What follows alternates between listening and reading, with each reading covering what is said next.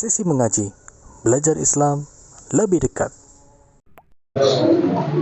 Assalamualaikum warahmatullahi wabarakatuh.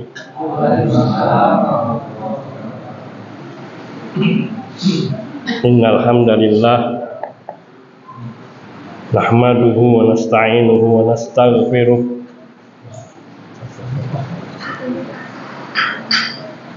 wa natubu ilaih wa na'udzu billahi min syururi anfusina wa sayyiati a'malina. Man yahdihillahu fala mudhillalah wa may yudlil fala hadiyalah. Wa asyhadu an la ilaha illallah wahdahu la syarikalah wa asyhadu anna Muhammadan abduhu wa rasuluh sallallahu alaihi wa ala alihi wa ashabihi wa tabi'ina lahum bi ihsanin ila yaumiddin. Amma ba'du. Fattaqullaha ibadallah wa'lamu annal muttaqina la yakhafuna min ahdatsil mustaqbal wa lahum yahzanuna ala ma fatahum fil madi. Bapak-bapak, ibu-ibu, saudara-saudari yang saya cintai karena Allah dan semoga senantiasa dimuliakan Allah dan dirahmatinya. Alhamdulillah, segala puji bagi Allah Tabaraka wa Ta'ala yang telah melimpahkan karunia kenikmatan kepada kita semua, kenikmatan iman dan kenikmatan Islam, kenikmatan kesehatan, yang ini semua merupakan kenikmatan-kenikmatan yang tak terhitung dan tak terhingga, yang wajib kita syukuri, dan mensyukuri nikmat itu wajib. Jamaah Masjid Mahmudah Al-Mahmudah yang semoga senantiasa dinikmati rahmat Allah Subhanahu wa Ta'ala, sebagaimana mungkin yang telah disebarkan, insyaallah ta'ala kita akan sama-sama ngaji untuk bareng-bareng kita belajar mengenal Allah Subhanahu wa Ta'ala. Mengenal Allah Tabaraka wa Ta'ala merupakan sebuah kenikmatan yang agung, karena itu yang akan menghantarkan seseorang kepada cinta Allah. Kita tidak cinta kalau tidak kenal. Maka ada istilah di kita itu, tak kenal maka tak cinta, tak kenal maka tak sayang. Itu watak manusia gitu. Coba kita kenal di jalan, orang nggak kenal saya lewat, nggak bakal orang itu senyum sama kita atau baik sama kita. Ya seandainya aruh-aruh ya aruh-aruh tok. Tapi coba yang lewat orang yang kita kenal baik, pasti kita akan menyambut Assalamualaikum. Nah, itu gambaran sederhana kecilnya bahwa orang mencintai itu karena kenal. Ya senajan ki anak ingin dipungut karo wong liya nganti 30 tahun ra dikandani ditemokke karo bapake. Leleke bapak mulih. Mosok. Lah bayangkan 30 tahun nggak dikenalkan, nggak pernah disebut nama bapaknya, dia taunya ya orang tuanya yang merawat dia selama ini. Itu kondisinya sama dengan orang yang nggak kenal Allah. Ketika dikenalkan Allah, dia masih ragu. Apa bener toh Allah sing jenenge Allah itu? Lho sing nyiptakno awakmu ku ya Allah. Endi buktine? Sing ngeyel. Sebab ora kenal. Maka dikatakan orang-orang yang mengenal Allah Subhanahu wa Ta'ala dengan ma'rifat yang hakiki, maka ia akan menyibukkan diri untuk mencari ridhonya, sehingga dia akan melakukan segala upaya untuk bisa mendapatkan ridho Allah. Iku yen wis kenal. Lah yen durung kenal, orang lakoni apa-apa, maka ilmu yang paling tinggi di dalam agama, ilmu yang paling mulia itu adalah mengenal Allah Subhanahu wa Ta'ala. Maka ini yang kita akan belajar. Tapi sebelumnya kita ingin melihat bagaimana dampak orang yang mengenal Allah.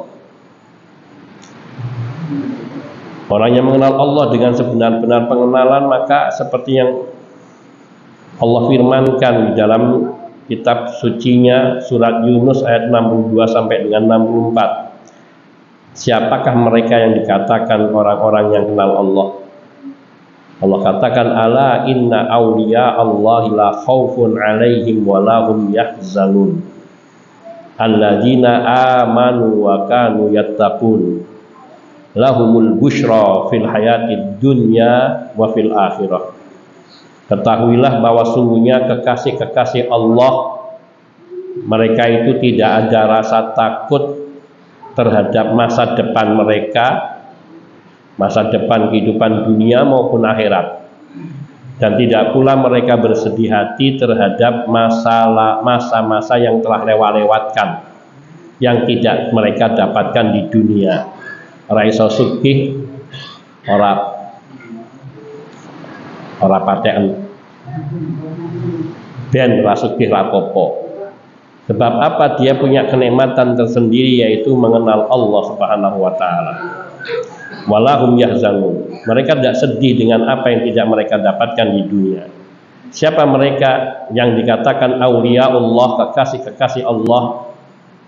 Alladzina amanu wa kanu yattaqun, yaitu mereka orang-orang yang beriman dan mereka selalu bertakwa, yaitu menjalankan perintah Allah dan menjauhi larangannya. Amanu yaitu menegakkan rukun iman yang 6, beriman kepada Allah sampai beriman kepada yaumul akhir dan takdir. Wa kanu yattaqun, yattaqun di sini menjalankan perintah-perintah Allah dan meninggalkan larangan-larangannya, yaitu termasuk menunaikan rukun Islam yang 5 dan segala perintah-perintah yang ada di dalam syariat. Mereka ini yang hakikatnya kenal Allah. Maka sesungguhnya secara umum wong Islam kabeh wis kenal Allah. Yen ora kenal Allah ora bakal mlebu Islam. Alhamdulillah. Maka kita bersyukur terhadap kenikmatan iman dan Islam, karena Allah telah memberikan nikmatul hidayah. Kenikmatan hidayah yaitu kita dibimbing, satu pertama kita dilahirkan dari keluarga yang muslim. Wewe cilik lahir jebul wis langsung muslim. Dididik di lingkungan Islam, dikenal no ajaran Islam, diajari siapa Rabb kita, Tuhan kita, pencipta kita. Dari mulai diajari raditu billahi rabba wa bil islami dina wa bi Muhammadin sallallahu alaihi wa alihi wasallam nabiyya. Satu pengajaran dasar penting yang kita tak sadari ketika itu kita diajari menghafal di TK, di sekolah-sekolah TK, di pengajian-pengajian nang jero masjid, diajari karo Pak Yai karo Ustaz, diajari ngapalno isuk sore raditu billahi rabba. Pengenalan pertama apa? Aku ridho Allah sebagai Rabbku. Iku ngenali, ora mung ngakui. Tapi pengenalan ini bukan ini pengenalan mustarak, pengenalan yang semua orang kenal Allah. Bahkan janjane yo iblis ki yo kenal Allah. Ya mboten. Iblis kenal Allah. Nging makrifat nging ora makrifat. Kenal nging ora kenal. Sebab tidak menunaikan hak-hak Allah Subhanahu wa Ta'ala. Yang kita inginkan, walhamdulillah, orang-orang yang sudah beriman kepada Allah, beriman kepada yaumul kiamah, beriman kepada qada dan qadar yang baik maupun buruknya, yaitu mengimani seluruh rukun iman yang 6, maka mereka ini sungguhnya sudah memasuki wilayah mengenal Allah Subhanahu wa Ta'ala yang lebih daripada manusia umumnya. Wong-wong kafir yang ngakoni nek Allah iku ana. Yen takonen hai Rasul sallallahu alaihi wasallam, takonen kae wong-wong sing nyembah berhala, sapa sing gawe langit lan bumi? Apa jawabane? Allah. Sapa sing nyiptakno awakmu? Ya ngakonani mesti Allah. Ora ono liya. Ngerti berarti ngerti, nyeng ora ngerti. Makrifat nyeng ora makrifat. Tapi yang kita inginkan di sini insyaallah taala yang menjadi pembahasan kita yang dikatakan oleh Allah, lahumul busyra fil hayatid dunya wa fil akhirah. Mereka yang benar-benar mengenal Allah, mereka itu yang menjadi kekasih-kekasih Allah karena mereka mendekatkan dirinya kepada Allah dengan segala ketaatan. Mereka itu yang akan mendapatkan kabar gembira di kehidupan dunia, yaitu dengan dijadikannya sebagai kekasih-kekasih Allah, hamba-hamba yang Allah sayangi, yang Allah cintai, dan di akhirat nanti mereka akan dimuliakan dengan rahmatnya dan luasnya rahmatnya, yaitu surga dan keridhaan dari Allah Subhanahu wa Ta'ala. Allah Subhanahu wa Ta'ala itu memiliki dua surga. Surga di dunia, yang ini merupakan sarana dan jalan untuk kita bisa sampai kepada surga yang lainnya, yaitu surga yang di akhirat yang luasnya seluas langit dan bumi. Kathah manusa ingkang medal saka dunya ning ora pernah ngrasakno manise surga donya. Siapa mereka yang tidak bisa merasakan manisnya surga dunia? Padahal hidup di dunia ada yang sampai 40, 50, 60, ada yang 70 tahun, ada yang 90, bahkan ada yang sampai 100 meskipun hanya berapa gelintir orang. Mereka tidak mengenal surga dunia, nggak rasa, nggak bentuk, nggak sifat, karena hati mereka kering terhadap pengenalan Rabbuna, Rabbul Jalalah, Allah Subhanahu wa Ta'ala. Kenapa? Karena hatinya dipenuhi dengan kerak-kerak kesibukan pikiran terhadap dunia. Karena hati itu dibungkus dengan lapisan-lapisan yang menghalangi cahaya iman itu untuk masuk, sehingga hati itu dipenuhi dengan berbagai macam penyakit hati, syahwat dan syubhat yang merasuk ke dalam hati dan merusak di akal, sehingga membuat orang itu berpikirnya selalu negatif dan jelek terhadap kehidupan dan terhadap Tuhannya.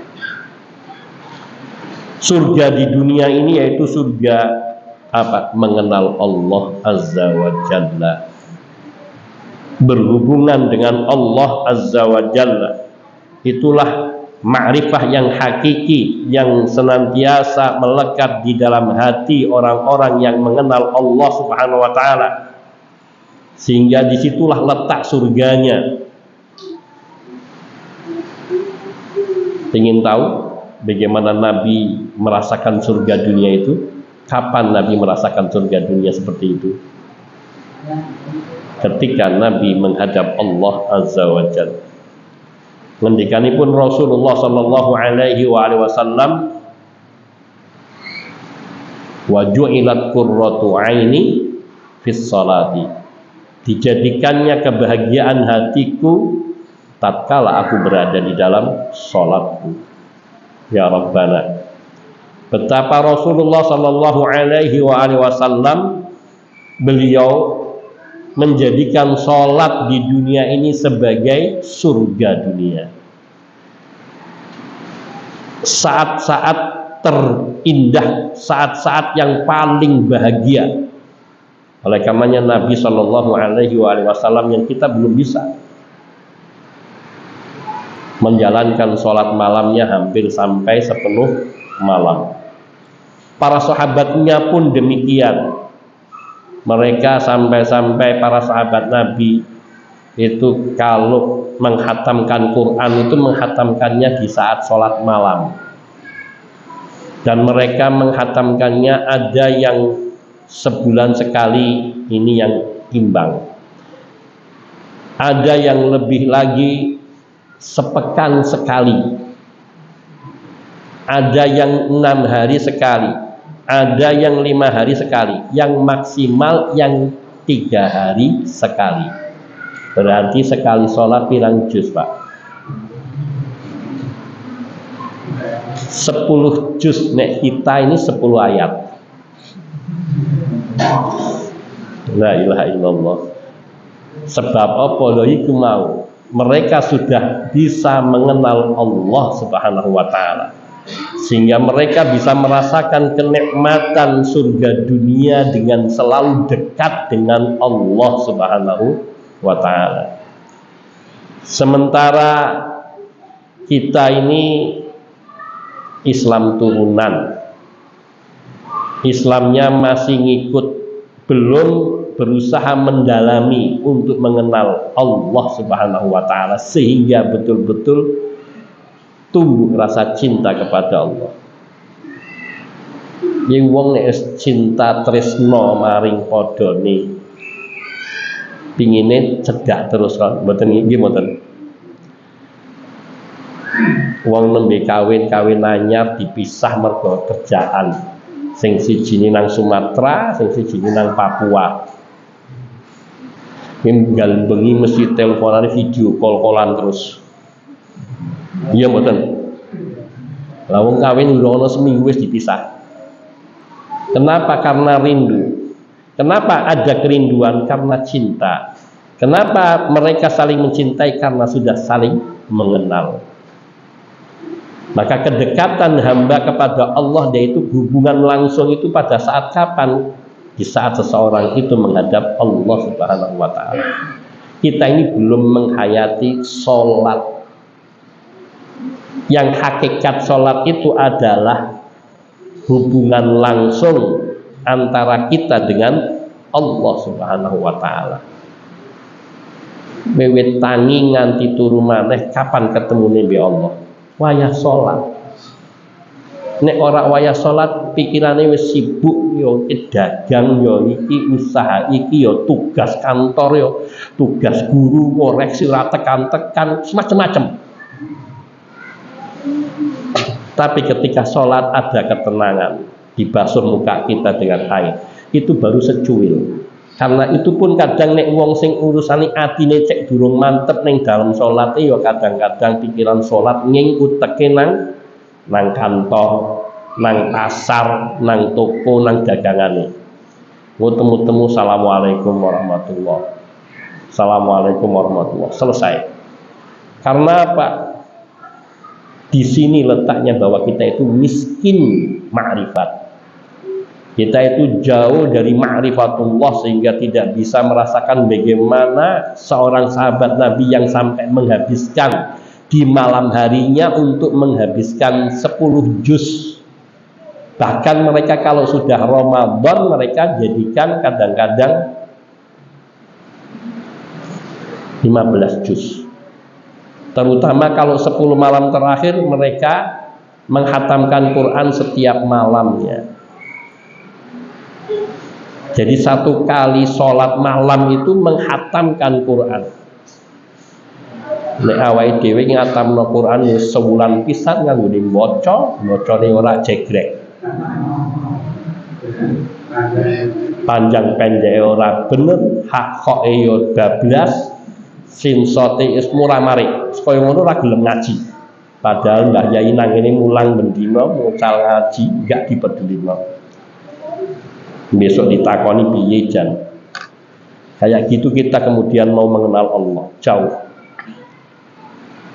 Maka sesungguhnya orang yang bisa merasakan kenikmatan surga dunia yaitu yang mengenal Allah Subhanahu wa taala dengan sebenar-benarnya.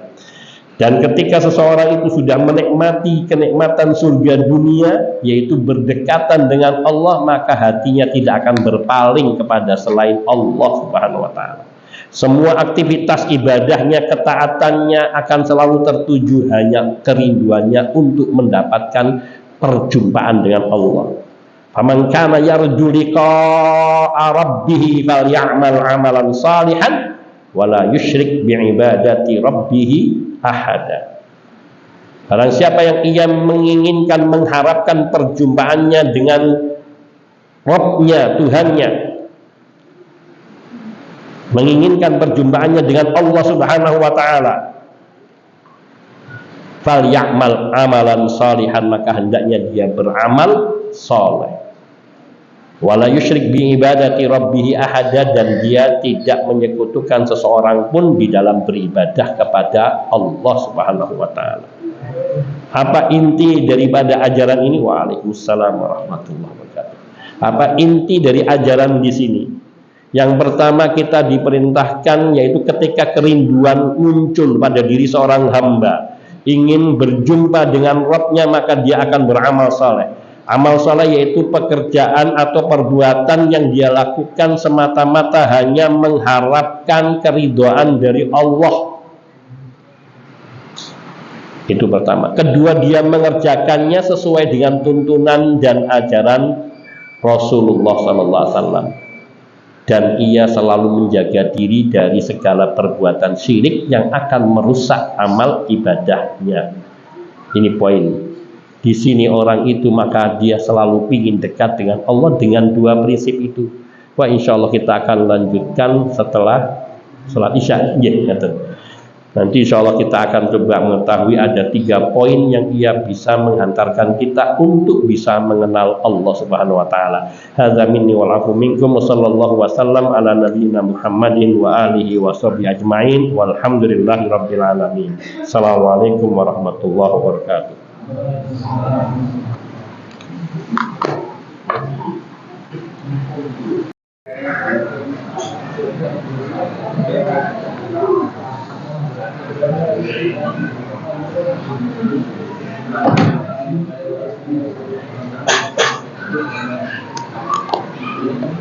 Assalamualaikum warahmatullahi wabarakatuh.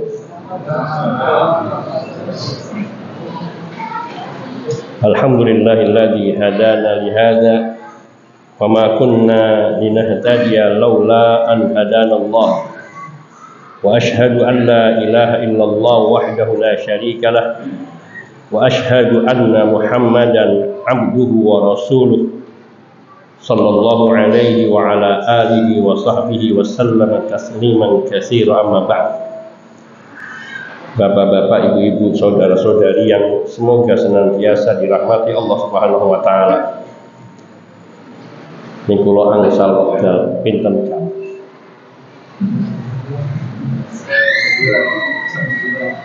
Ngantos jam pinten? Ngantos jam 11 lagi kula wangsul piyambak. Insyaallah mudah-mudahan dapat kita selesaikan materi ini.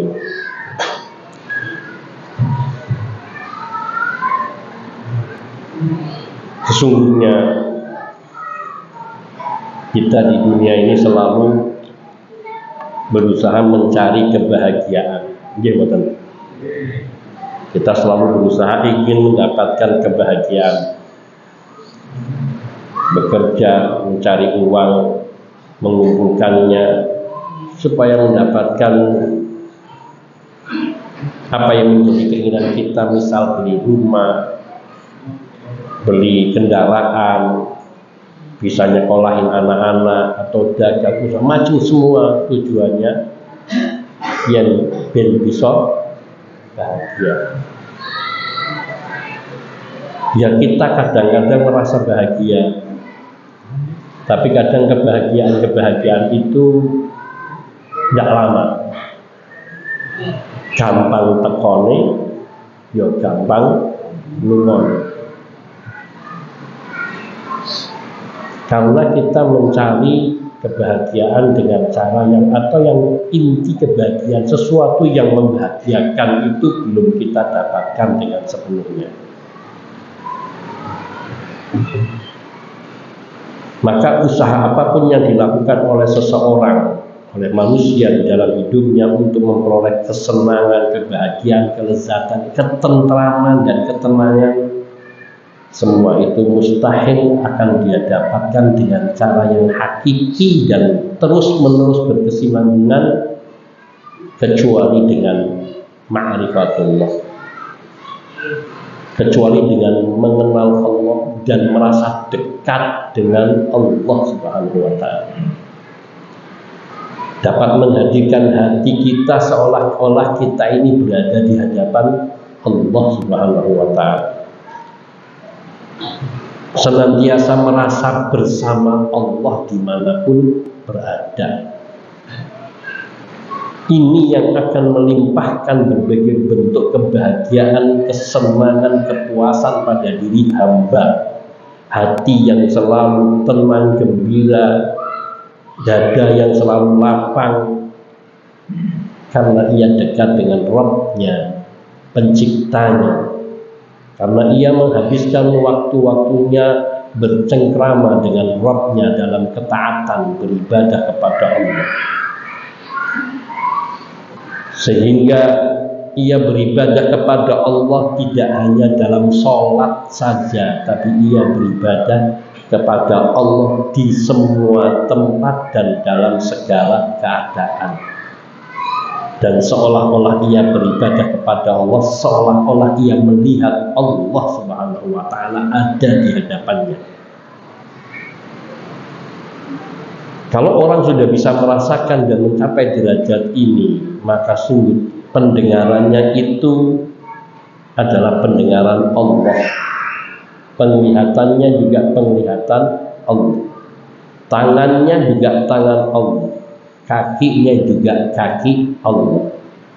Maksudnya bukan Allah menjadi mata, telinga, tangan, dan kaki, tapi Allah menjaga hambanya di dalam menggunakan karunia-karunia Allah kepada diri hamba itu. Sehingga seorang hamba yang ia dekat dengan Allah, yang kerinduannya hanya kepada Allah dan merasa selalu berdekatan dengan Allah, pendengarannya selalu terbimbing, diberi taufik oleh Allah, sehingga jauh dari mendengarkan hal-hal yang batil. Matanya pun dipalingkan oleh Allah dari hal-hal yang batil dan yang tidak bermanfaat. Tangannya pun hanya dia dibimbing oleh Allah untuk menggunakan dalam hal kebaikan, untuk ibadah, untuk membantu orang lain. Kakinya pun demikian, untuk digunakan melangkah ke tempat-tempat yang diridhoi dan dicintai oleh Allah, dan menjauh dari segala yang dibenci oleh Allah Subhanahu wa Ta'ala. Orang yang seperti ini hidupnya, adakah ia mendapatkan kesedihan ketika ia diliputi dengan rahmat dari Allah Subhanahu wa Ta'ala sepanjang hayatnya? Karena hatinya yang tidak pernah berpaling dari mengingati Allah, dari menyebut Allah, dari terus mengharapkan perjumpaannya dengan Allah Subhanahu wa Ta'ala. Maka sungguh yang seperti inilah yang benar-benar sudah mengenal Allah Subhanahu wa Ta'ala. Yang Nabi isyaratkan orang-orang seperti ini yaitu orang yang mencapai derajat ihsan di dalam ibadahnya. Yang Nabi SAW menyatakan yaitu orang yang ihsan ketika ditanya oleh malaikat Jibril, anta'budallah ka'annaka tarahu fa in lam takun tarahu fa innahu yaraka. Engkau menyembah Allah seolah-olah engkau melihat Allah, yaitu dapat merasakan bahwa dirinya itu berada seolah-olah di hadapan Allah. Karena sejatinya Allah Subhanahu wa Ta'ala melihat kita, dan Allah lebih dekat kepada kita dari urat nadi kita.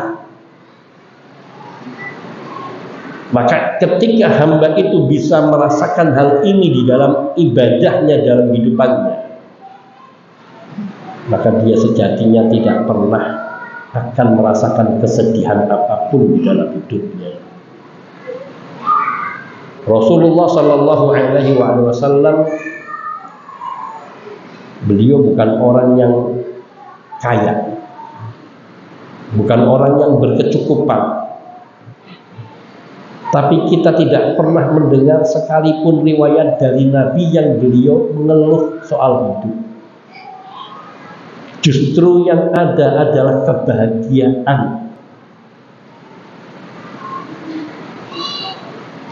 ketentraman batinnya terus mengisi hati beliau karena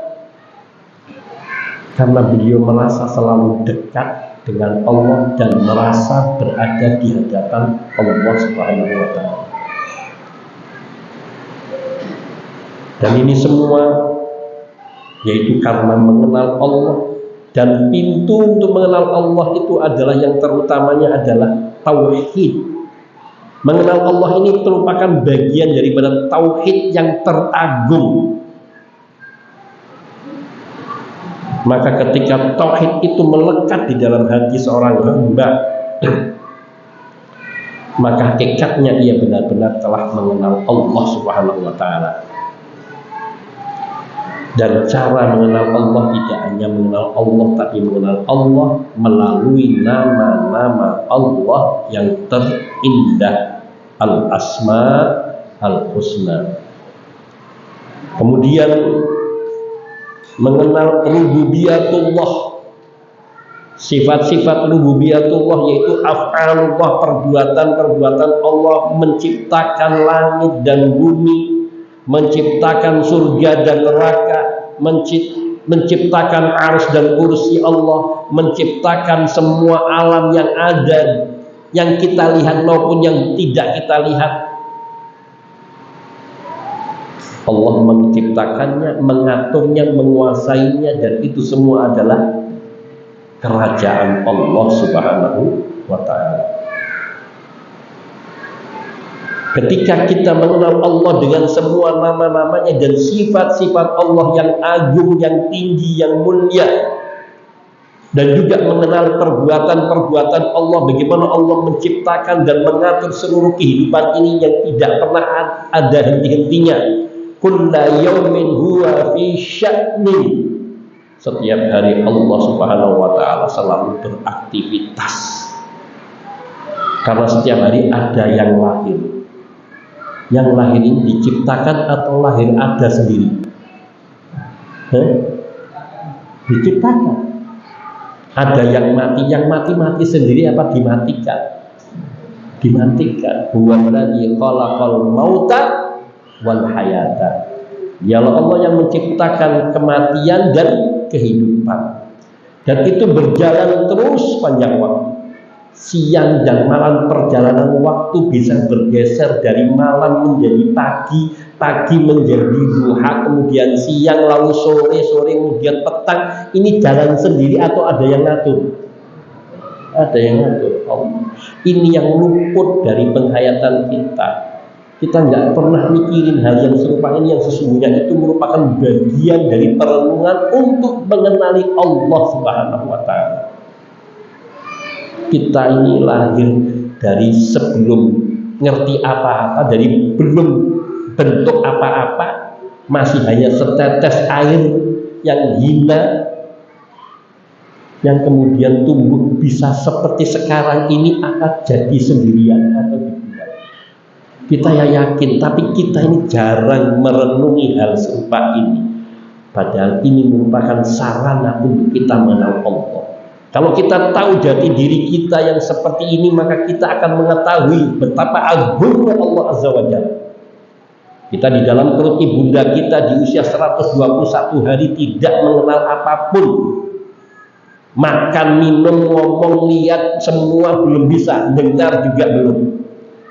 Tapi kita diberi asupan oleh Allah melalui makanan yang dikonsumsi oleh ibu kita.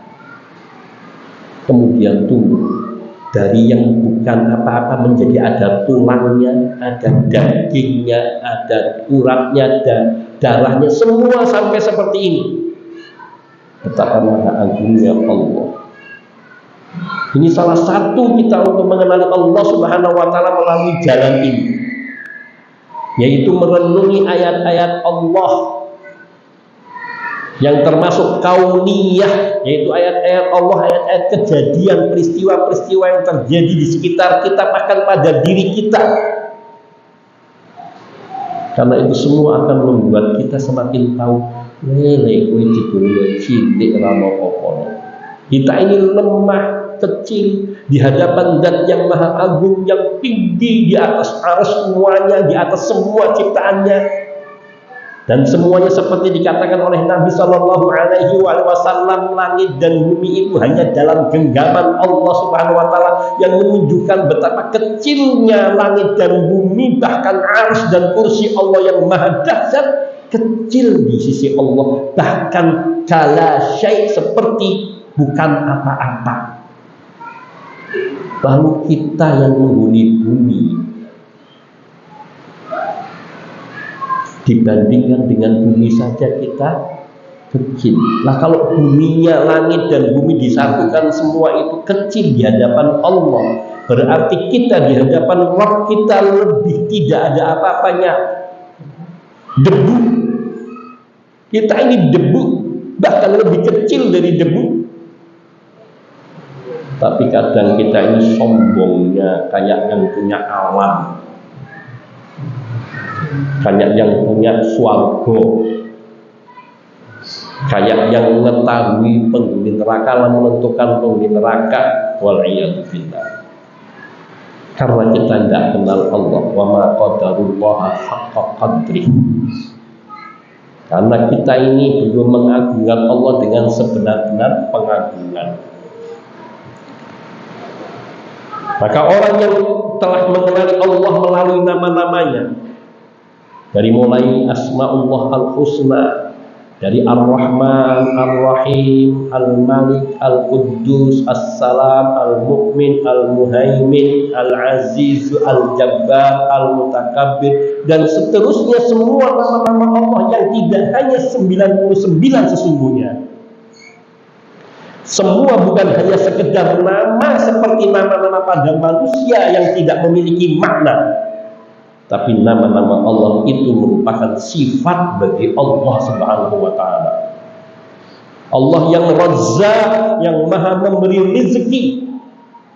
Kalau kita mengenal Allah dengan sifat pemberi rezekinya, dengan nama Ar-Razzaqnya, dan kita menyelami, menghayati dengan sedalam-dalamnya tentang Allah yang maha Razzaq, maka kita enggak akan hati kita itu kemilikan karo sing diduweni wong liya.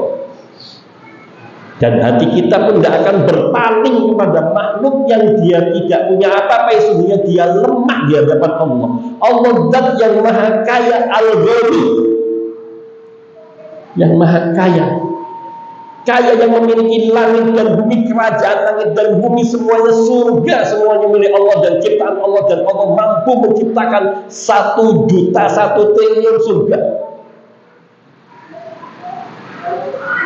Bahkan sekiranya setiap orang diberi surga yang seluas surga langit dan bumi, Allah mampu. Lalu mengapa kita masih mengharap kepada makhluk? Karena kita tidak kenal Allah. Karena kita ini diberi sifat-sifat yang itu ujian, yang sesungguhnya sifat-sifat itu bisa menghantarkan kita kepada ma'rifatullah, tapi juga bisa menyebabkan kita lupa dari Allah Subhanahu wa Ta'ala.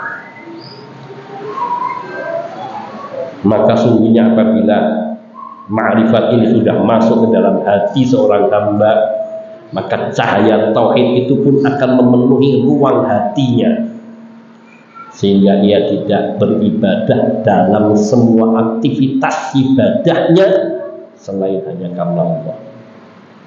Apa saja yang dia lakukan semua semata-mata mengharapkan ridho Allah Subhanahu wa Ta'ala. Karena dia yakin yang maha kaya, yang maha memberi balasan, yang memberi pahala, dan yang maha kaya Allah Rabbul Alamin. Dan ia tidak akan meminta kecuali hanya kepada Allah. Dan semua ketaatan-ketaatannya dia tujukan hanya kepada Allah Subhanahu wa Ta'ala. Dan seorang hamba tidak akan sampai kepada perwujudan tauhid yang murni seperti ini bagi Allah kecuali ketika dia mengenal Allah dengan pengenalan yang hakiki. Dan inilah metode Al-Quran, cara Al-Quran. untuk mengajarkan kepada kita tauhidul uluhiyah, tauhidullah yang paling berhak untuk diibadahi dan disembah, sehingga hati kita itu hanya tertuju kepada Allah dalam setiap perbuatan kita. Karena hakikatnya ibadah tidak hanya sholat, puasa, zakat, sedekah, tapi bahkan membuang sesuatu yang bisa menyakiti manusia dari jalanan itu juga bernilai ibadah. Memberi minum kepada seekor anjing yang mau mati, yang sekarat, itu juga nilainya bisa ibadah. Dan dia kalau melakukan itu semua, kalau dia mengenal Allah, maka dia tidak akan melakukan itu semua kecuali karena Allah Subhanahu wa ta'ala. Sehingga Allah berfirman ketika sudah mengenalkan sifat-sifat Allah dan nama-namanya dalam banyak ayat-ayatnya. Di surat Al-An'am ayat 102 Allah berfirman, "Dzalikumullahu rabbukum la ilaha illahu khaliqu kulli syai'in fa'buduh." Itulah Allah, Tuhan pencipta kalian. La ilaha illahu, tidak ada sesembahan yang hak kecuali Dia Allah. Khaliqu kulli syai', pencipta segala sesuatu. Fa'buduh, maka sembahlah Allah, beribadahlah hanya kepada Allah. Ayat ini begitu indah, menegaskan kepada kita bahwa sungguhnya yang paling berhak untuk diibadahi adalah Allah Tabaraka wa Ta'ala yang telah menciptakan kita, memberi fasilitas kepada kita dengan segala apa yang kita butuhkan di dunia ini. Apa wae wis diwenehi Allah. Apa saja sudah diberikan Allah kepada kita. Tidak ada sesuatu yang kita butuhkan kecuali Allah sudah menyediakan. Ini kadang manusia rakus, njaluk sing ora pantes, sing halal sing akeh, haram iki dijaluk. Itulah manusia. Tapi Allah masih Maha Pemaaf, Maha Pengampun. Nyai kesempatan kanggo awak-awak sing kaya ngono ben tobat. Allah kadang sentil dengan sedikit musibah dan cobaan, tapi kemudian manusia itu akan menyadari. Dan banyak ayat-ayat lainnya yang seperti itu yang menegaskan keesaan Allah. Dan untuk mengenal Allah Subhanahu wa ta'ala dengan baik dan benar, ada 3 hal, saya sebutkan secara ringkas saja. 3 perkara yang paling dapat membantu kita untuk bisa mengenal Allah Subhanahu wa ta'ala dengan baik, sehingga hati kita betul-betul hanya bergantung kepada Allah, dan keimanan itu betul-betul meresap, keyakinan itu betul-betul melekat tanpa ada keraguan, sehingga seperti umat-umat terdahulu ketika gergaji diletakkan di atas kepalanya untuk mendustakan Allah, untuk mengkufuri Allah, tidak bergeming. Dia terima kepalanya digergaji, dibelah tubuhnya menjadi 2 sampai kakinya. Allahu Akbar. Ammar bin Yasir dan kedua orang tuanya Yasir dan juga Sumayyah radhiyallahu taala anhum mendapatkan siksaan yang deraan yang begitu hebat, tidak membuat mereka berpaling dari Allah karena mengenal Allah Subhanahu wa ta'ala. Yang pertama, dan ini yang 3 ini bukan hanya 3 banyak, cuma 3 ini yang paling besar pengaruhnya dan yang disepakati oleh para ulama, yang memberikan pengaruh besar bagi hati, bagi orang yang ingin mengenal Allah Subhanahu wa ta'ala. Maka Allah akan bukakan pintu ma'rifat itu baginya. Yang pertama yaitu dawamun nadhar wa tadabbur wa tafakkur fi ayatillahil matluwah al masmu'ah ayatil Qur'anil azim. Selalu mengamati, meneliti, merenungi, mentafakuri ayat-ayat Allah yang dibacakan dan didengar, yaitu Al-Qur'anul Karim. Maknanya awake dhewe iki diperintah untuk banyak membaca Al-Qur'an. Tapi tidak sekedar membaca, tapi juga merenungi maknanya. Maknanya kita disuruh belajar tafsir Al-Qur'an. Yang paling mudah, gampang, sederhana untuk permulaan bagi kita, tafsir yang ditulis oleh ulama-ulama kita yang terangkum dalam tafsir Departemen Agama. Wah, insya Allah itu akan membantu kita sedikit seperti pemula mengenali apa yang Allah firmankan kepada kita. Para ulama menjelaskan bagaimana ketika kita membaca Al-Quran, hendaknya hadirkan hati bahwa kita ini sedang mendengarkan Allah berfirman kepada kita.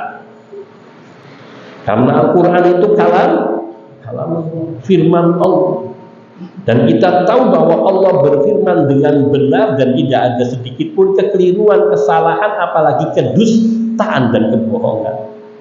Maka ketika kita membaca Al-Quran, ibaratkan kita sedang membaca surat dari sang kekasih. Maka ketika kekasih kita orang barat, tulisannya Inggris, bocor, paham, yo buka kamus, Pak. Cari orang yang bisa nerjemahkan. Sama ketika kita membaca Al-Quran kok nggak paham, ya kita buka tarjamah tafsiriyah dari Al-Quran. Jangan sampai kita bolak-balik hatam Quran ini ra ngerti hati ini. Padha bocah-bocah cilik kene sing nyanyike lagu barat. Lagu-lare indah takoni artine ra ngerti. Apalagi ini kitabullah, firman Allah Subhanahu wa taala. Maka lazimnya kita harus mencoba untuk menghayati ayat per ayat. Sungguh kata para ulama, kita memahami satu ayat di dalam Al-Quran itu lebih baik daripada sholat sepanjang malam.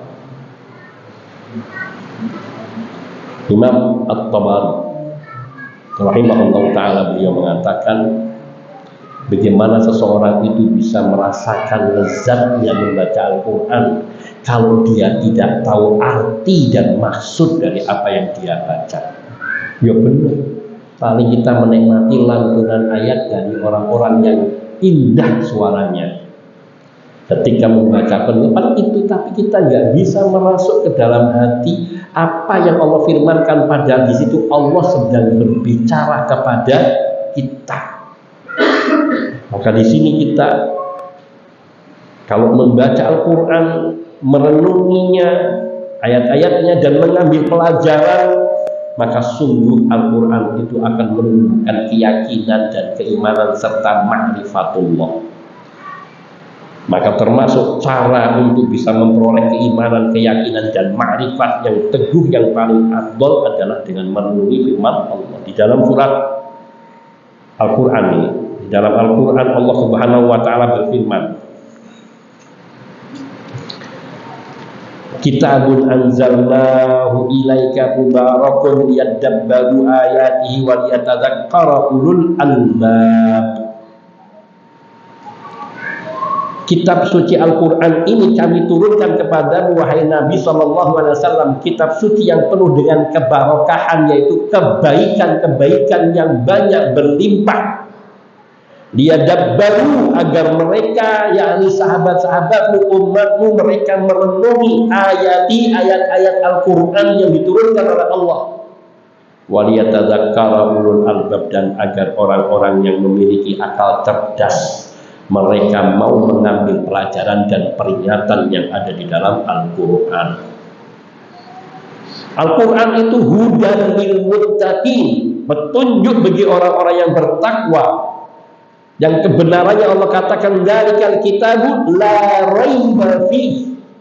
Inilah kitab suci Al-Quran yang tidak ada keraguan tentang kebenarannya.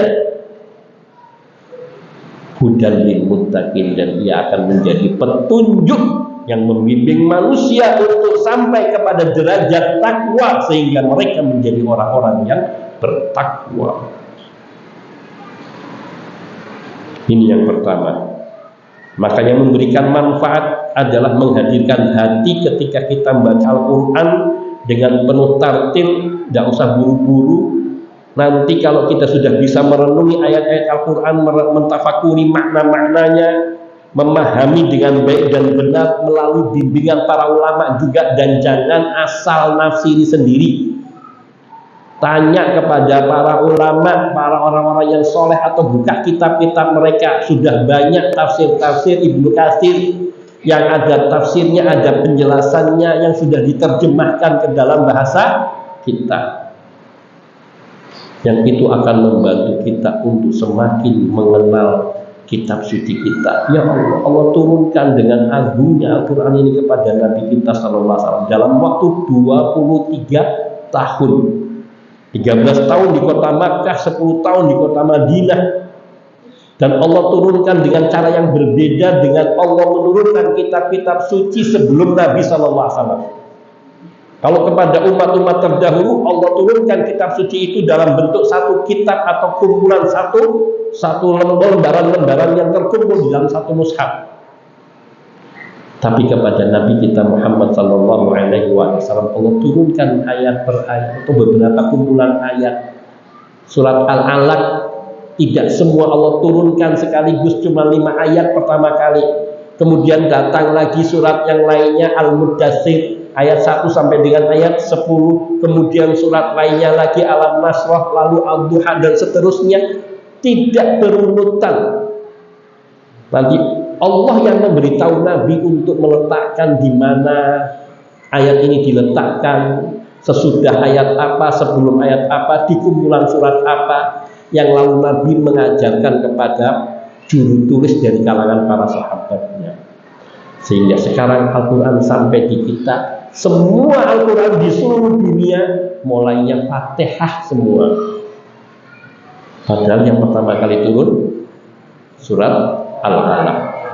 Karena melalui bimbingan Rasulullah SAW sendiri, beliau belajar mengenali Al-Quran melalui Al-Quran turun kepada Nabi dengan cara terpisah-pisah tadi, munajjaman, tidak sekaligus, karena faedahnya besar untuk kita bisa merenungi. Maka jangan terburu-buru baca beberapa ayat, pahami maknanya, syukur-syukur bisa menghafalnya.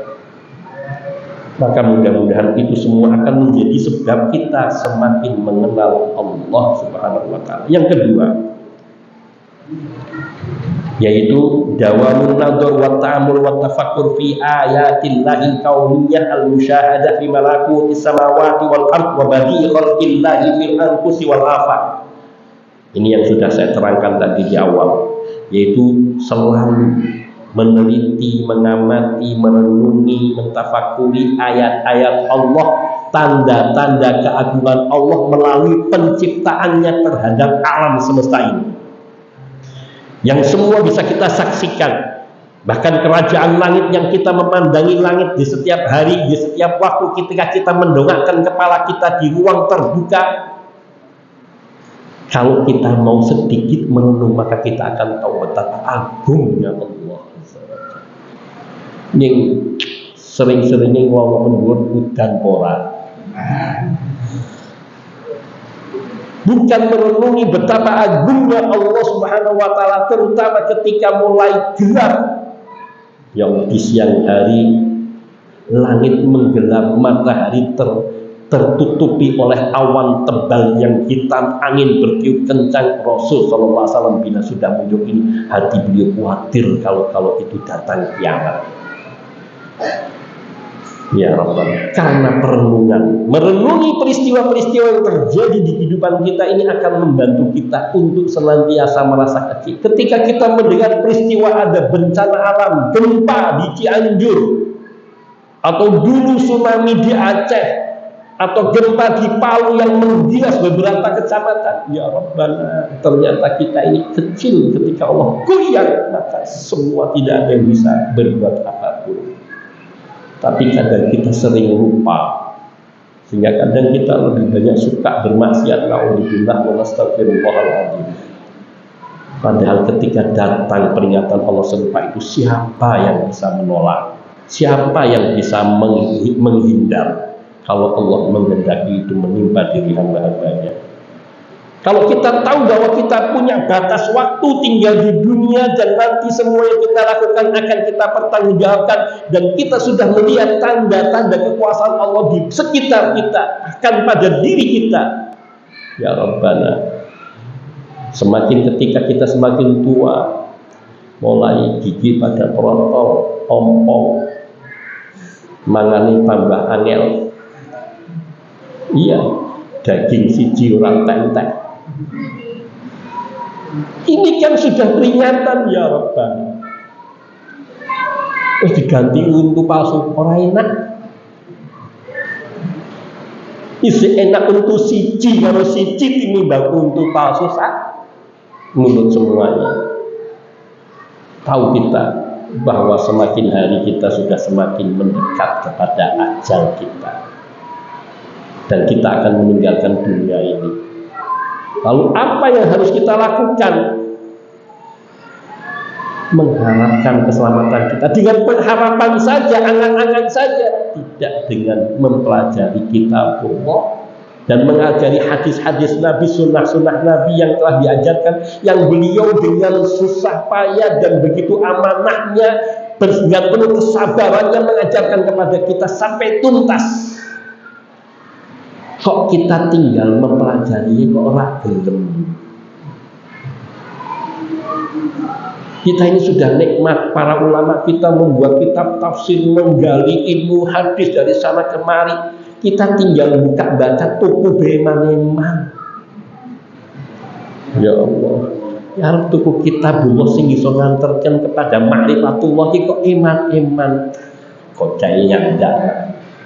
Ini tak tukokin masuk makan ora. Kita ini memang di sini kadang kurang memprioritaskan apa yang menjadi sebab kebaikan kita dunia dan akhirat.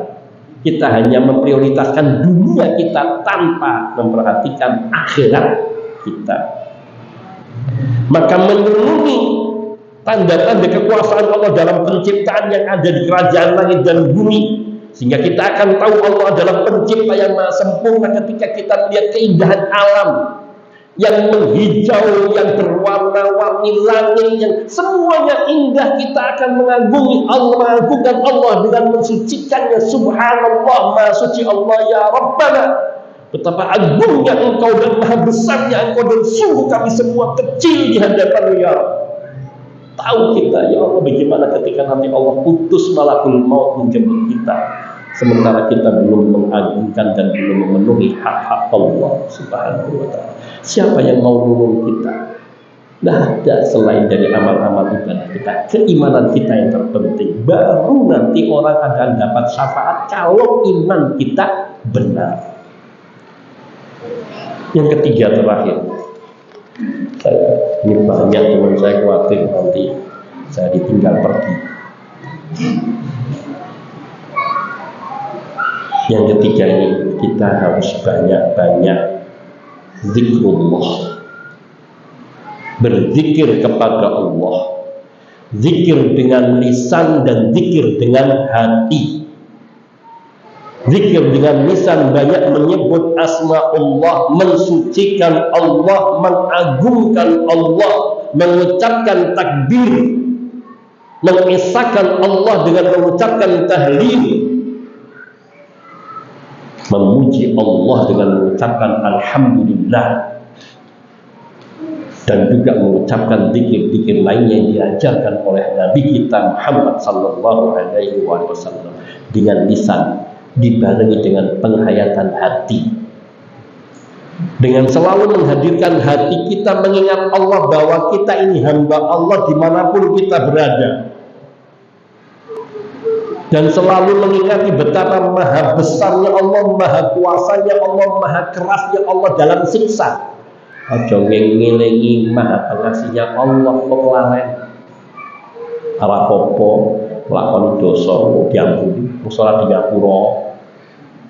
Ini sifat jelek pada manusia yang terlalu membesarkan rojaknya, pengharapannya kepada Allah, tapi lupa takut kepada Allah, khauf. Dua hal ini harus mengiringi kita di dalam hidup kita, dalam ibadah kita. Rasa takut yang bergandengan dengan berpengharapan. Takut yang akan mendorong kita untuk waspada sehingga kita meninggalkan dosa. Pengharapan muncul untuk semakin meningkatkan ketaatan kita kepada Allah. Jangan terbalik. Pengharapan itu muncul ketika bermaksiat. Ini yang menyebabkan kita semakin menjauh dari Allah. Padahal tidak seperti itu. Pengharapan itu untuk semakin meningkatkan, ya Allah, Allah itu maha menerima taubat hamba, maka kita bertaubat. Allah maha menerima ibadahnya hamba. Semakin kita tingkatkan ketaatan ibadah kita, tumbuhkan rasa takut, ya Allah, Allah itu maha dahsyat, syadidul iqab, maha keras siksanya. Saya tidak berani berbuat dosa. Inni akhafullah adzab yaumin adzim. Aku takut Allah nanti siksa Allah di hari yang sangat agung. Itu muncul ketika kita mau melakukan kemaksiatan sehingga kita menahan diri dari kemaksiatan. Kita munculkan ketaatan, pengharapan kita kepada Allah tatkala kita hendak beribadah. Allah maha luas karunia rahmatnya. Allah membalasi ketaatan hamba dengan pembalasan yang luar biasa. Maka kita akan semakin bersemangat mentaati Allah. Maka zikrullah, bertasbih, bertahlil, bertakbir, bertahmid, istighfar di semua keadaan. Hati selalu ingat kepada Allah, dibarengi dengan lisan yang menyebut nama Allah. Karena sungguhnya orang yang banyak menyebut sesuatu menandakan dia cinta terhadap sesuatu ini. Kalau lidah kita basahin untuk mengingati Allah subhanallah walhamdulillah wala ilaha illallah wallahu akbar wala haula wala quwata illa billah wa astaghfirullahal adzim wa atubu ilaih. Maka ini semua kalau itu terus menjadi kebiasaan, bahkan zikir-zikir yang diajarkan Nabi dalam setiap keadaan dari mulai bangun tidur sampai tidur kembali, maka itu akan membantu kita semakin dekat dan mengenal Allah subhanahu wa ta'ala. Karena ini semua keikhlasan seseorang di dalam kehidupan beragama, beribadah kepada Allah itu harus menjadi prioritas utama. Karena keikhlasan inilah yang akan menghantarkan seseorang untuk semakin dekat dengan Allah subhanahu wa ta'ala. Ini saja, saya nggak tahu, mungkin sudah cukup, saya pikir cukup. Betul? Oh, pertanyaan.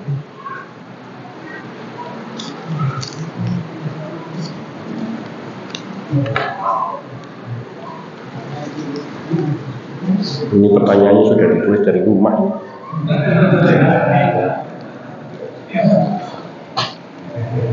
Assalamualaikum. Waalaikumsalam warahmatullahi wabarakatuh. Bagaimana Ustaz, ada seseorang yang sedang mengikuti kajian tapi malah ngobrol sendiri? Ya Allah. Terus tak jawab lah. Ngerti ya? Bahwa satu yang perlu kita renungi ketika kita ngaji di satu majelis ilmu, itu kita sedang mendengarkan ayat-ayat suci dibacakan, dimaknai.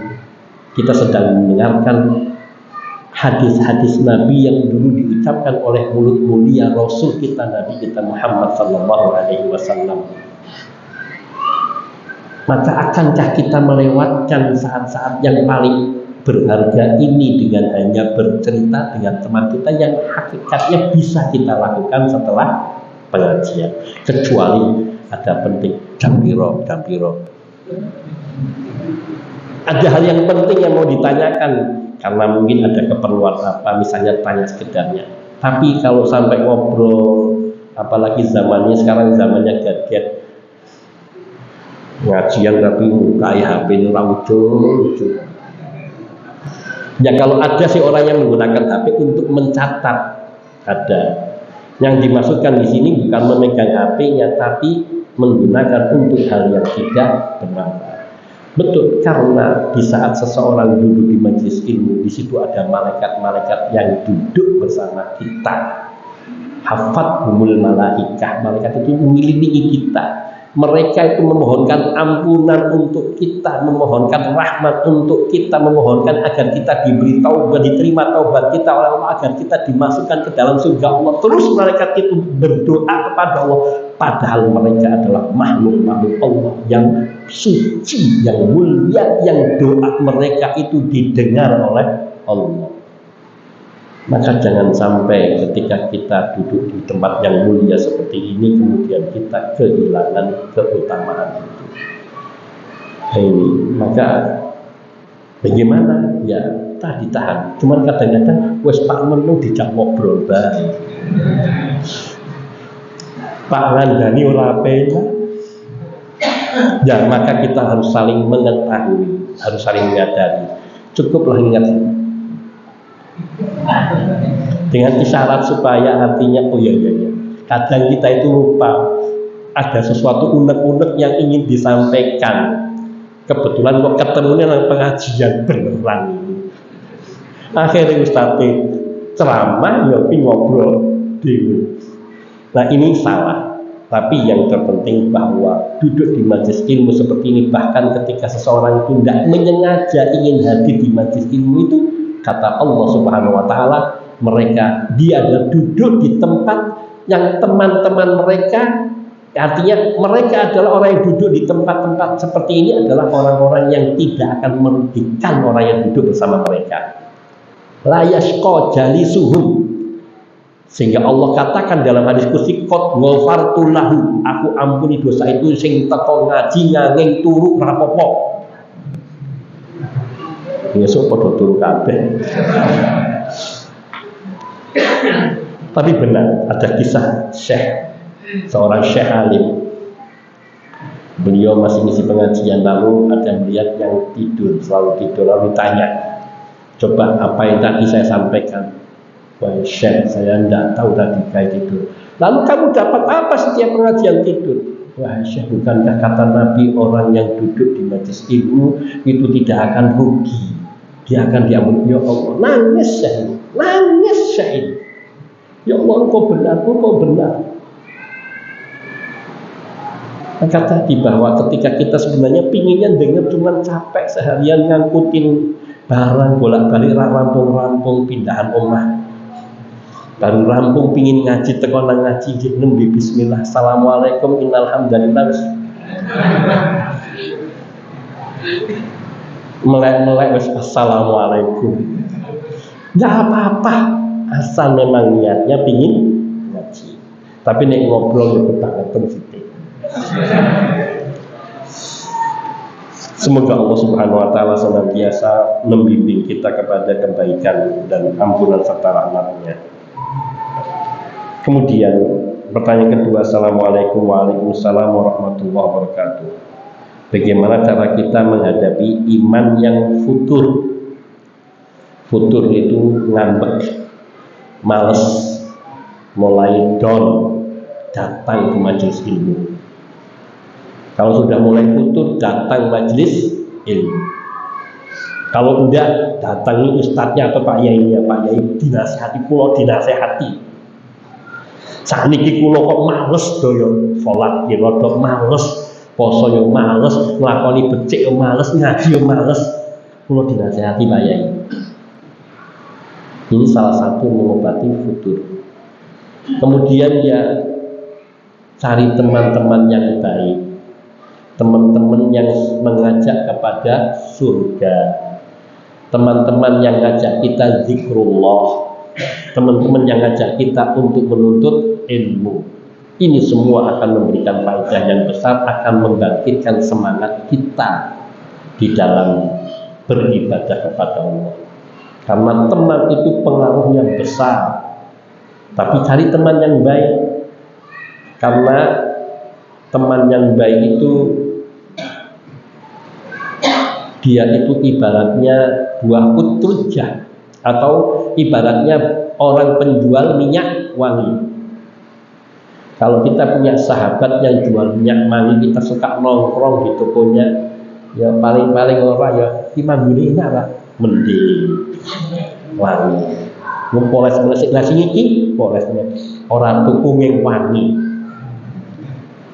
Iya, karena mendapatkan pengaruh yang baik dari teman yang baik. Paling tidak mencium bau aroma wangi karena di tokonya semua minyak. Tapi nek dolani kalau tukang las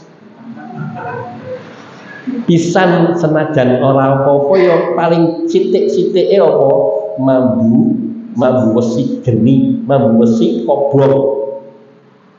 Iya toh? Paling yang sudah paling tidak itu belum nek kena peletiane geni lambinu gitu kurung lunas bolong. Itu terjadi.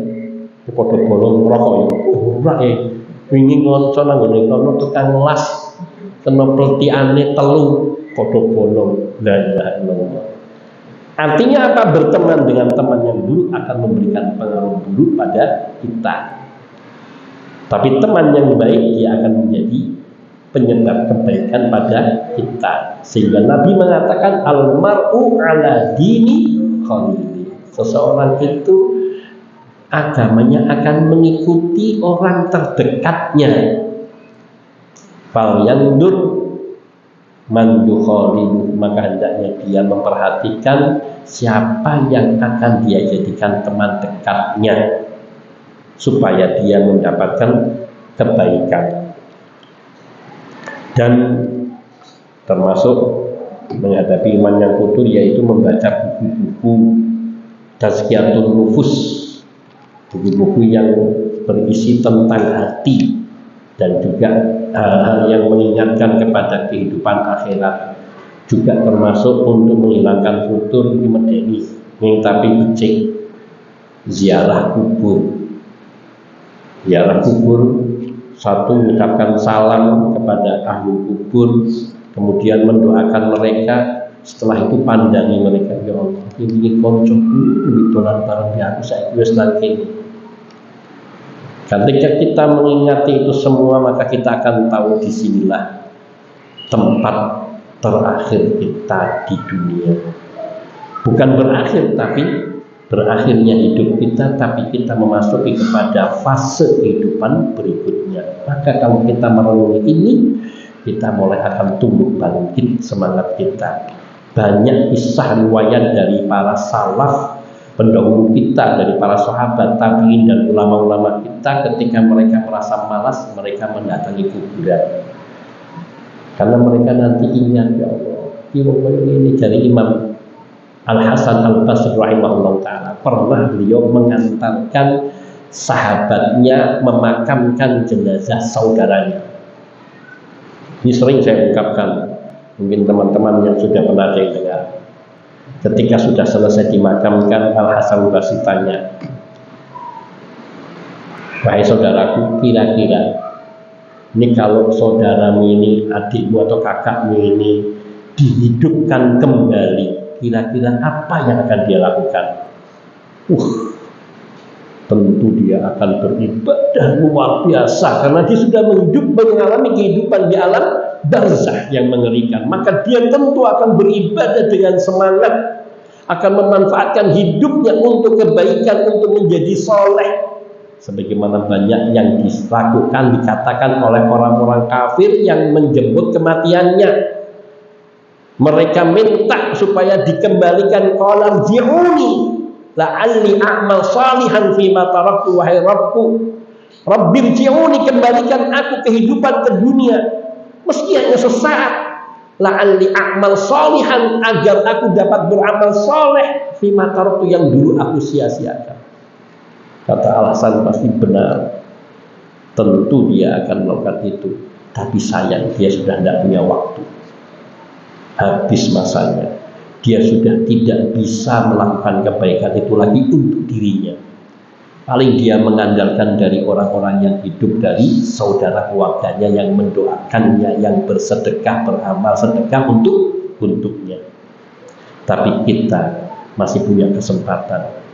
Kita masih ada waktu untuk menambahkan apa yang disesali oleh orang-orang yang sudah menghadap Allah. Maka menziarahi kubur merupakan salah satu cara untuk menghilangkan futur. Tidak usah lama-lama, 1 jam, setengah jam duduk tafakuri dengan mendoakan mereka sambil membayangkan bahwa kita pada akhirnya toh akan kesini. Yang ketiga, Assalamualaikum Waalaikumsalam warahmatullahi wabarakatuh. Ustaz, jelaskan pengertian arsy. Syukran. Itu saat pengajian ya, ngerangkai arsy.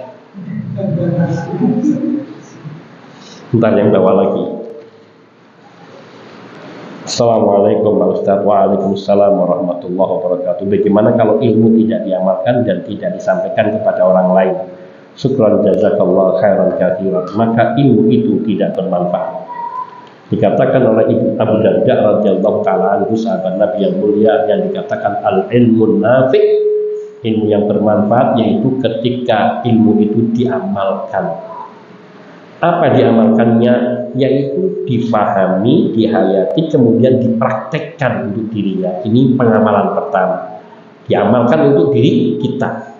Yang kedua, kita jangan medit sama ilmu. Kita ajarkan kepada orang-orang di sekitar kita. Abdullah ibnu Abbas radhiyallahu ta'ala anhu mengatakan, ketika aku membaca satu ayat, lalu aku memahami ayat ini isinya dan perenungannya, ingin rasanya aku menjadikan semua orang tahu, ingin rasanya aku ajari semua orang apa makna dan isi ayat ini. Kenapa? Karena tidak bisa seorang muslim itu egois. Dia pingin tidak hanya selamat untuk dirinya, tapi juga pingin orang lain supaya ikut selamat. Ini bentuk kedermaan dan kepedulian seorang mukmin terhadap mukmin lain. Itu makna dari hadis Nabi, la yu'minu ahadukum hatta yuhibba li nafsihi ma yuhibbu, hatta yuhibba li akhihi ma yuhibbu li nafsihi. Tidaklah seorang dari kamu, atau la yu'minul abdu, atau la yu'minu ahadukum, tidaklah beriman seseorang atau seorang dari kamu sehingga ia mencintai untuk saudaranya seperti dia mencintai untuk dirinya. Kalau kita ingin masuk surga, harus kita menginginkan saudara kita juga masuk surga. Kalau kita ingin mendapatkan kemuliaan Allah, kita harus juga punya keinginan untuk membuat saudara kita mendapatkan kemuliaan Allah. Nah, di sini makanya akan mendorong ketika kita tahu kebenaran, kita mengajarkan kepada orang lain. Tapi yang pertama, pelajari untuk diri sendiri, pahami dengan baik dan benar, kemudian amalkan, baru ajarkan. Maka makna dari sabda Nabi, khairukum man ta'allamal Qur'ana wa 'allamahu. Ini tidak hanya sebatas pada belajar membaca Al-Quran dan mengajarkan membaca Al-Quran saja, itu termasuk. Tetapi termasuk juga yaitu mempelajari kandungan Al-Quran dan mengajarkannya kepada orang lain, yaitu setelah dia paham, ngerti, dan berusaha terus mengamalkan dan menjaganya, juga mengajarkan kepada orang lain. Dan itu fadilahnya besar. Maka kalau tidak diamalkan, seperti ibarat pohon yang tidak berbuah. Artinya tidak bisa memberikan faedah kepada orang lain, pohon yang tidak berbuah. Maka hendaknya seorang itu mempelajari agama dan mengajarkan dengan tujuan ikhlas, karena Allah Subhanahu wa ta'ala semata, tidak mengharapkan hal-hal yang lainnya. Ini tadi arsy sekilas saja. Arsy itu artinya singgasana. Kalau kita bahasa kita, tapi arsy Allah ini lain dari arsy yang ada di dunia. Arsy Allah berbeda dengan kursi Allah Subhanahu wa ta'ala. Kursi Allah sendiri. Nabi SAW atau Abdullah ibn Abbas meriwayatkan hukumnya marfu kepada Nabi SAW. Beliau mengatakan, dan ada riwayat yang marfu kepada Nabi SAW, bahwa langit dan bumi kalau disatukan kemudian dibandingkan dengan kursi Allah, maka kursi Allah itu padang tanah yang luas tak bertepi, sementara langit dan bumi itu hanya 2 ring besi yang terletak di tengah padang itu. Gede apa cilik?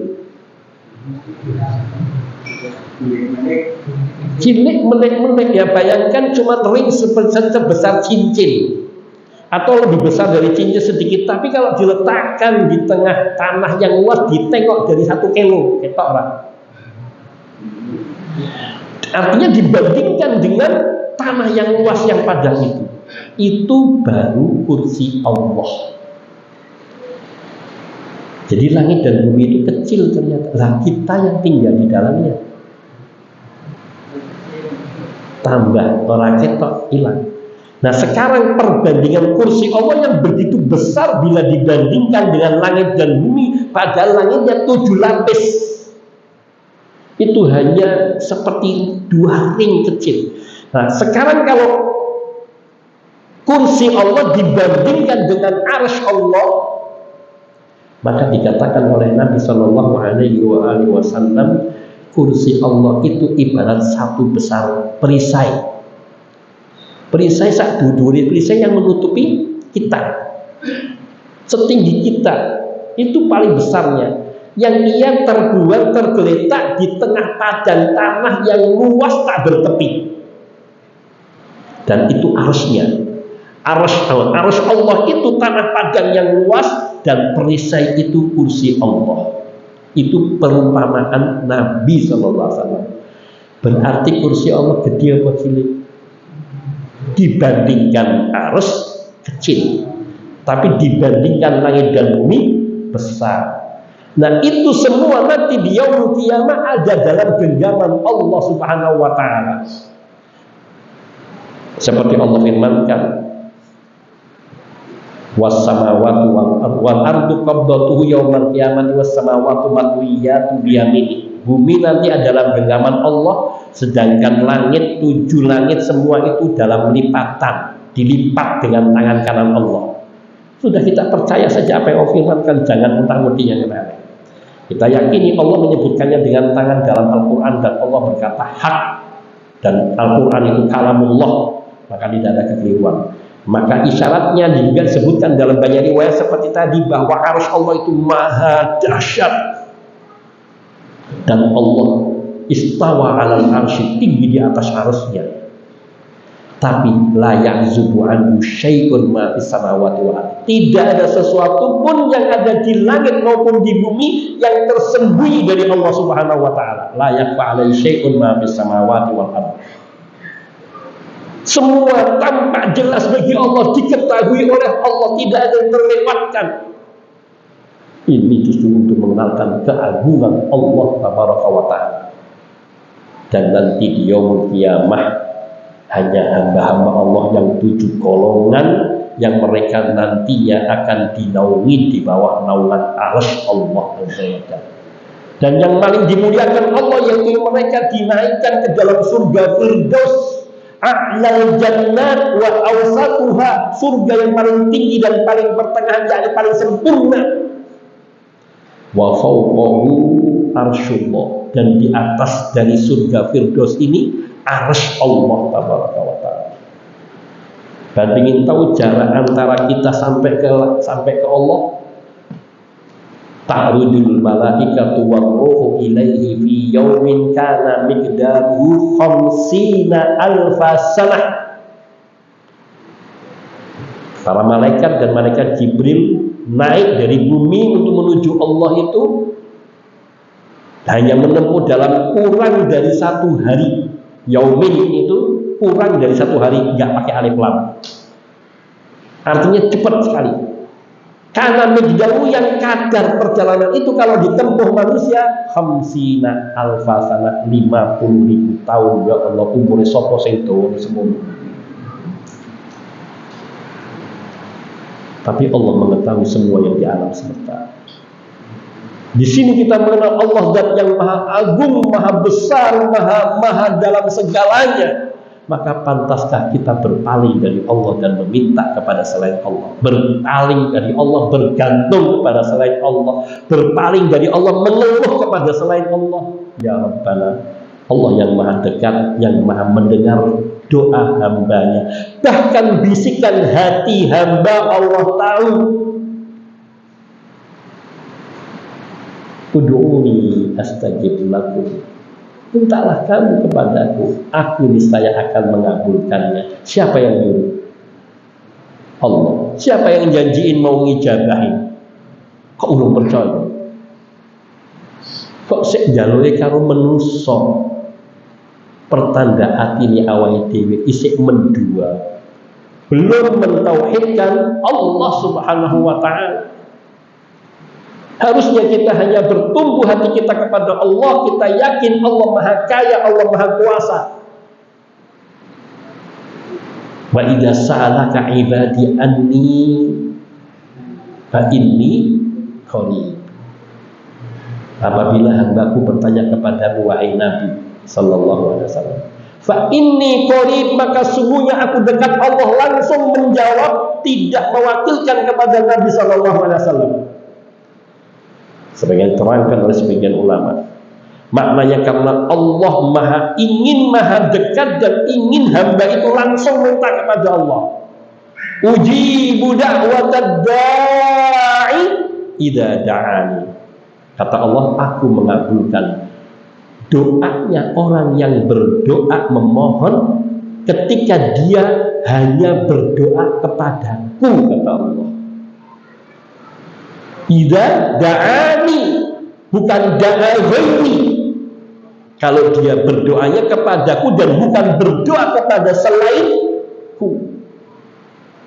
Lawa pokok awake dhewe ndongane ora dikabulke, atine sik durung madhep mantep maring Allah taala. Senajan lafate nyawe maring Allah, pikirane iki menungso tak utangi nyandak entuk iki. Karena masih pikiran hatinya belum kepada Allah. Jadi nek wis kaya ngono doane ngono nyalah-nyalahno Allah. Aku wis ndonga, ben-ben ndonga ora tau dikabulno. Padahal hatinya dia yang belum menghadap kepada Allah. Karena Allah janji, dan tidak mungkin Allah itu ingkar janji. Innallaha la yukhliful mi'ad. Sungguhnya Allah tidak pernah ingkar janji. Idza da'ani, maka syaratnya fal yastajibuli, maka hendaknya mereka memenuhi hak-hakku, menunaikan seruanku, menjalankan perintah Allah, menjauhi larangannya, beribadah hanya kepada Allah dengan apa yang Allah tuntunkan dan Allah syariatkan. Wal yu'minu bi, dan percaya kepada Allah, beriman kepada Allah, jangan kepada yang lainnya.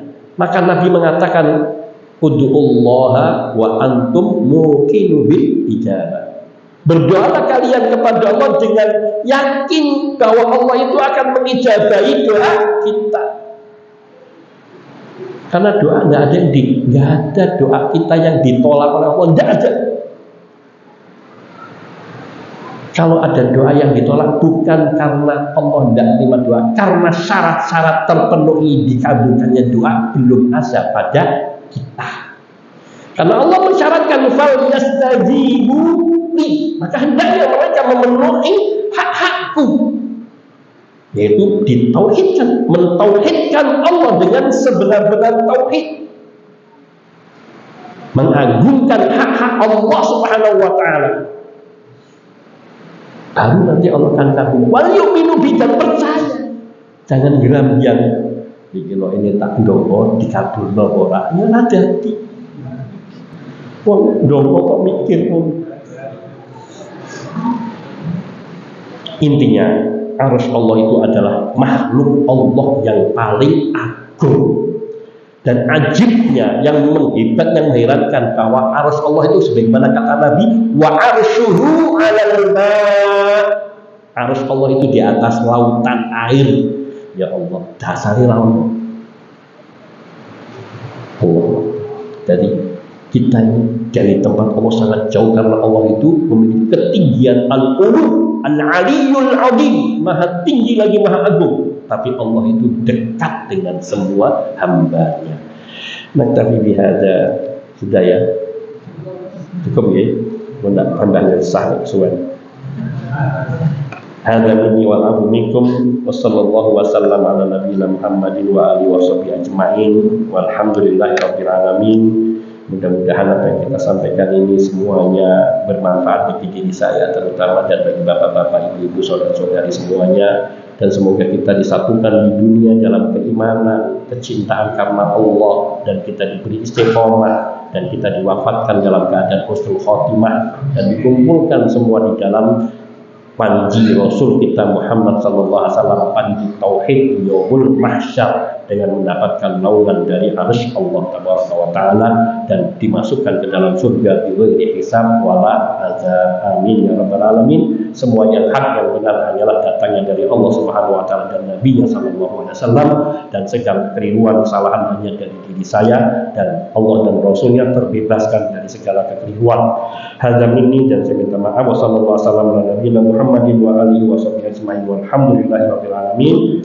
Kita tutup dengan kafaratul majlis. Subhanakallahumma bihamdika asyhadu an la ilaha illa anta astaghfiruka wa atubu ilaik. Assalamualaikum warahmatullahi wabarakatuh.